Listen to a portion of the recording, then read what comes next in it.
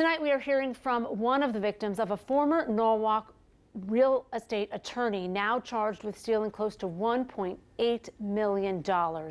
News 12 Connecticut's Marissa Alter spoke with a retired Norwalk police officer who described the nightmare his family is going through. We lost over $925,000 that was due to us. 75-year-old Joe Jensen should be enjoying retirement with his wife, Paula. Instead, the former Norwalk police officer is racked with anxiety after losing his life savings.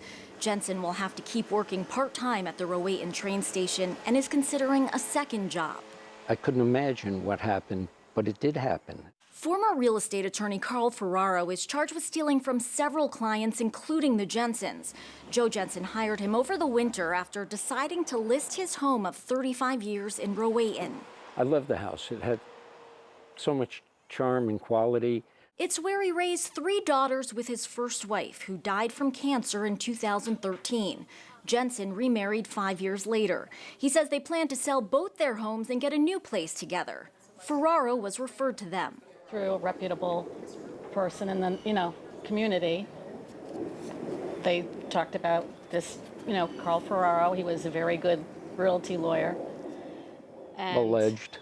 Ferraro worked out of an office near Norwalk City Hall. The Jensens describe him as very professional until closing day, when they couldn't get in contact with him to get the money he'd been holding in escrow from the sale. His messages were all filled on his phone, so you couldn't leave a message. We were starting to get, really nervous. Jensen and his daughter, who was the listing agent on the house, finally showed up to the office unannounced. They got the closing papers and check, which they deposited that day. Then the bank called. Ferraro had canceled the check. That's when our world came crashing down. Court documents allege Ferraro stole from 8 property sellers between November 2021 and March 2022.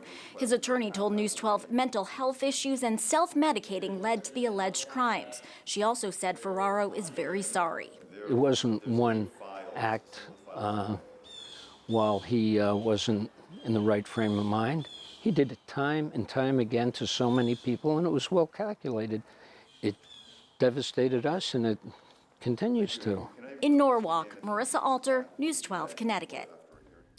And Jensen is hoping to be reimbursed at least a little bit by the state's Client Security Fund. That is for people who have lost money or property due to an attorney's dishonest conduct.